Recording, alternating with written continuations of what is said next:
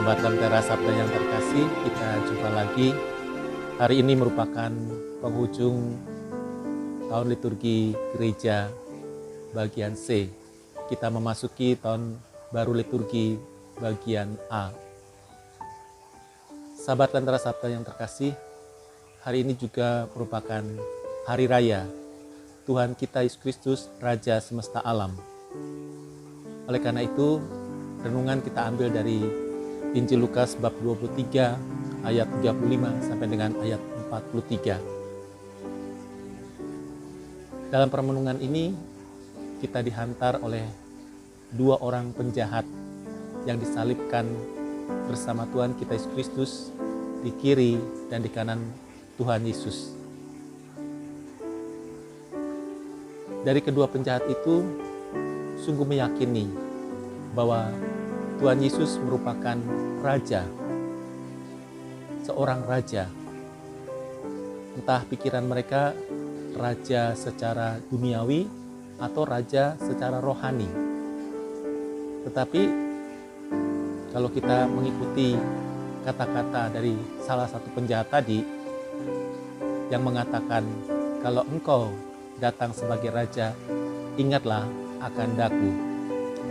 Dan itu berarti bahwa penjahat ini mengakui bahwa Yesus merupakan raja rohani yang akan membebaskan, membawa dia kepada hidup yang kekal, yaitu Firdaus.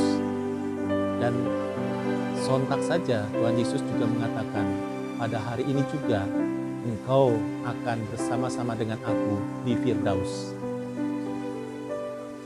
Sahabat Lentera Sabda yang terkasih, tentu kita juga mesti mempunyai keyakinan dan kepercayaan bahwa Yesus adalah raja rohani, bukan raja duniawi. Apa perbandingannya atau apa perbedaannya kalau Yesus dikatakan raja rohani dan raja duniawi? Tentu ada perbandingan atau perbedaan yang sangat jauh. Ya, raja duniawi tentu seperti kebanyakan yang dipahami oleh kebanyakan orang, termasuk juga kita, yaitu raja duniawi yang penuh kekuasaan, otoriter, diktator, dan selalu ingin dirinya itu disanjung, yang teratas, number one, yang pertama, yang utama. Tetapi berbeda dengan raja rohani. Mari kita lihat apa yang dilakukan oleh raja rohani ini, Yesus Kristus sebagai raja rohani. Tentu yang pertama-tama tadi mengakomodir semua kepentingan yang ada. Bahkan kepentingan orang jahat pun yang ingin masuk surga diakomodir oleh Yesus sendiri. Hari ini engkau akan bersama-sama dengan aku di Taman Firdaus. Yesus tidak menghakimi orang jahat tadi, bahwa kamu orang jahat yang perlu dihukum, atau kamu tidak layak masuk surga, kamu tidak pantas ada bersama-sama dengan aku, dan sebagainya. Karena Yesus adalah raja rohani. Tetapi kita bayangkan kalau dua penjahat tadi disalibkan bersama raja duniawi dengan Pilatus misalnya, apa yang terjadi? Dan pasti akan kebalikan yang terjadi, bahwa orang jahat ini semakin dihukum. Kalau raja saja dihukum, apalagi dua orang penjahat ini semakin dihukum. Tapi sebaliknya, Yesus sebagai raja rohani yang membebaskan, memberikan pengharapan pada kita, bahkan menopang kelemahan kita, menopang dosa kita, supaya kita bebas dari semua belenggu-belenggu yang ada, termasuk belenggu-belenggu duniawi, sifat-sifat duniawi atau karakter-karakter duniawi. Oleh karena itu, pada hari raya Kristus Raja Semesta Alam, kita semua diundang ikut dalam pemerintahan Raja Rohani Yesus Kristus. Sehingga dengan demikian kita mau ambil bagian di dalam kerajaannya yang akan dihadirkan bagi kita, yaitu kerajaan keselamatan, kerajaan damai, kerajaan sukacita yang ditawarkan oleh Yesus.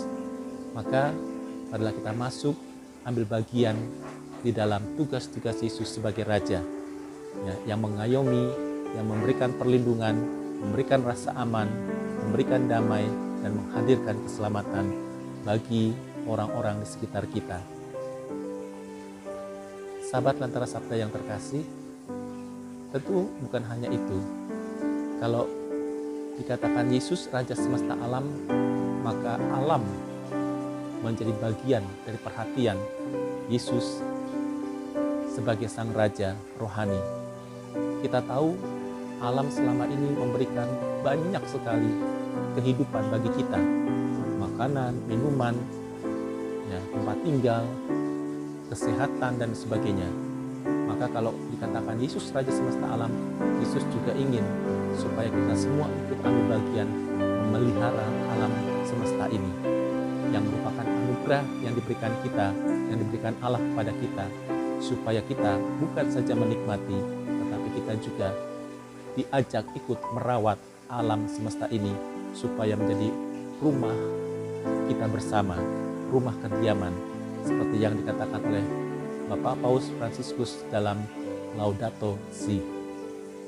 Mari saudara-saudari yang terkasih, sahabat Lentera Sabda, kita bersyukur pada Tuhan bahwa Yesus sebagai Raja kini telah menghadirkan kerajaannya di dunia untuk mencapai kerajaan surgawi kelak. Kita ambil bagian dalam kerajaannya dan kita masuk bersama-sama dengan Yesus Raja semesta alam, sehingga kita boleh memperoleh keselamatan dan kita mengambil bagian dalam tugas-tugas Yesus sebagai Raja di dunia ini sampai akhir zaman. Tuhan memberkati.